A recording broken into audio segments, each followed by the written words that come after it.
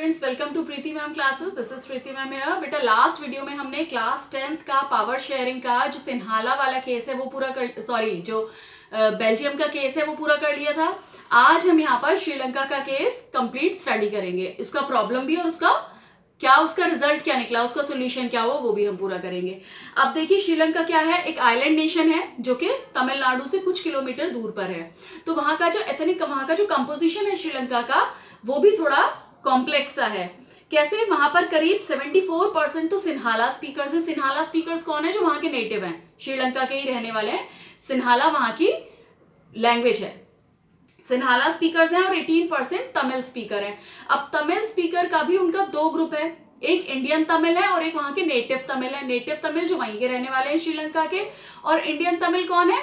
जब कॉलोनाइजेशन हुआ, कॉलोनाइजेशन क्या, जब ब्रिटिश गवर्नमेंट हमारे यहाँ पर रूल कर रहा था तो वो हमारे यहाँ से कुछ तमिलियंस को बंदी बनाकर, मजदूर बनाकर वहां खेती करने के लिए ले गया श्रीलंका के अंदर। तो वहां पर वो लोग वहीं रहने लगे, तो वो अपने आप को वहीं के तमिल मानने लगे। उनके फादर्स फॉर फादर कभी इंडियंस रहे होंगे और अब वो वहां जाके रह रहे हैं, तो वो वहीं के नागरिक हो गए। तो ये इंडियन तमिल्स हो गए। और वहां पर करीब जो दो सब ग्रुप हो गए तुम्हारे 5%, वहां जो इंडियन तमिलियंस है वो करीब 5% है। अधिकतर जो सिन्हाला स्पीकर्स हैं वो कौन है? बुद्धिस्ट। क्यों? क्योंकि श्रीलंका का जो धर्म है, जो धार्मिक उससे देखा जाए तो वो एक बुद्धिस्ट देश है ना। जैसे हम क्या कहते हैं, हम तो क्या खैर हमारा कोई, हम सब धर्मों को मानते हैं, पर जैसे इस्लामिक कंट्रीज होती हैं, है ना, तो ऐसे ही वो क्या है, वो एक बुद्धिस्ट कंट्री है श्रीलंका। और यहाँ पर कुछ जो तमिल है वो क्या है, वो हिंदू और मुस्लिम भी है। तमिल स्पीकर हैं पर कुछ हिंदू हैं उनमें से और कुछ है मुस्लिम है वहां पर, और करीब 1% कुछ वहां क्रिश्चियंस भी रहते हैं। तो आप देखिए ये तो उनका कंपोजिशन हो गया। पर वहां की गवर्नमेंट ने क्या करा, वहां पर जब ये सबसे पहले 1948 में श्रीलंका आजाद हुआ, इंडिपेंडेंट नेशन घोषित हुआ, कब? 1948 के अंदर। और वहां पर सिन्हाला कम्युनिटी एक मेजॉरिटी कम्युनिटी होने की वजह से वही लीड करने लगी, वही गवर्नमेंट में आई, उसने गवर्नमेंट बनाई अपनी।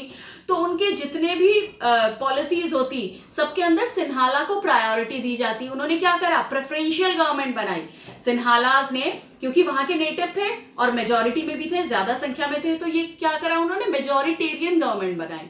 मेजॉरिटेरियन गवर्नमेंट, जो जितने भी रूल्स पास होंगे, जितनी भी पॉलिसीज होंगी, वो सब क्या होंगी, सबसे पहले सिन्हालाज को फेवर करेंगी और उसके बाद वो दूसरों को, तमिलियंस को और जो दूसरे लोग हैं उन लोगों के लिए होंगी।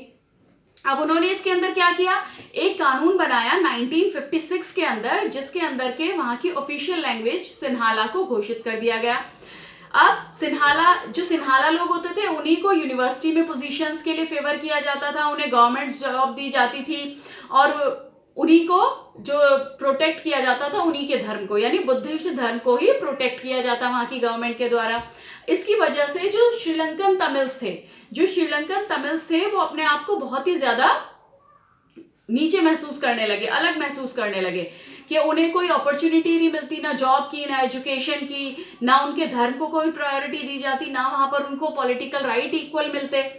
तो वहां पर क्या था, जो सिन्हाला और तमिल्स थे उनके रिलेशनशिप के बीच में क्या हो गया, कन्फ्लिक्ट होने लगा। उनके रिलेशन कन्फ्लिक्ट क्या, मतभेद होने लगे, लगातार उनके बीच में लड़ाइयां रहने लगी कि भाई हमें भी दो। प्रेफरेंशियल गवर्नमेंट हो गई है, तो एक तरीके से प्रेफरेंस आपने पहले भी सुना है, किसी एक को वरीयता देना, किसी को ज्यादा पूछना। तो प्रेफरेंशियल गवर्नमेंट वो चलाने लगे वहां पर। अब श्रीलंकन जो तमिल थे उन्होंने लॉन्च की अपनी पार्टी और स्ट्रगल करना शुरू किया कि तमिल को भी रिकॉग्नाइज किया जाए एज अ ऑफिशियल लैंग्वेज। जैसे विद्रोह करते हैं इस तरीके से शुरू किया उन्होंने, स्ट्रगल करना शुरू किया। और उन्होंने कहा कि हमें गवर्नमेंट जॉब्स के अंदर, यूनिवर्सिटी पोजीशन में इक्वल राइट मिलना चाहिए, इंडिपेंडेंट, हमें क्या दे, बराबर जैसे सिन्हाला को मिल रहा है ऐसे ही हमें भी इक्वल राइट दे। नहीं तो क्या करें, हमें अलग से, हमारा एक तमिल अलग बना दे देश, जहां पर तमिल्स का ही रूल हो। अब ये जो दोनों कम्युनिटी के बीच का गैप था वो लगातार बढ़ता चला गया और उसका रिजल्ट क्या हुआ, सिविल वार। सिविल वार क्या होती है, जब किसी देश के अंदर ही नागरिक आपस में लड़ने लगे तो उसको सिविल वार कहा जाता है। बहुत भयानक, हजारों लोग मारे गए, बहुत सारे लोग माइग्रेट हो गए, चले गए वहां से श्रीलंका को छोड़ के, है ना। लगातार वहां पर लड़ाइयां होती रही, बहुत सालों तक होती रही।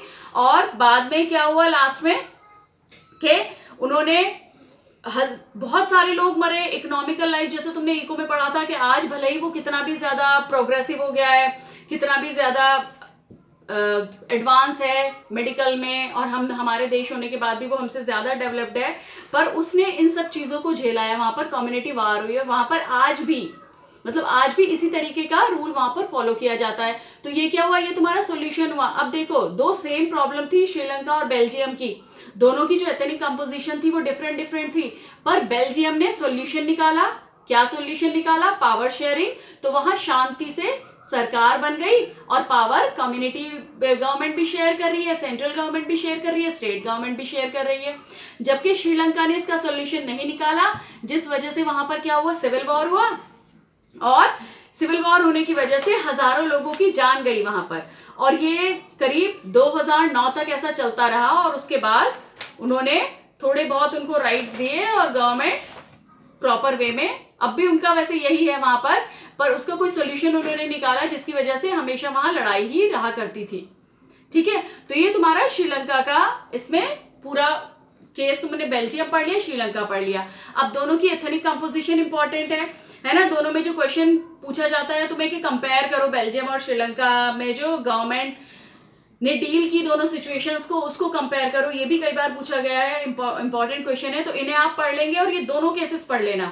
आगे फिर मैं पावर शेयरिंग के टाइप्स नेक्स्ट वीडियो में, कि टाइप्स क्या है पावर शेयरिंग के, वो हम डिस्कस करेंगे। आई होप कि आप लोगों को समझ आ गया होगा। आप चैप्टर रीड करने के साथ में वीडियो देखेंगे तो श्योरली आपको समझ आएगा, और कोई प्रॉब्लम है तो आप मुझसे पूछ सकते हैं। ओके।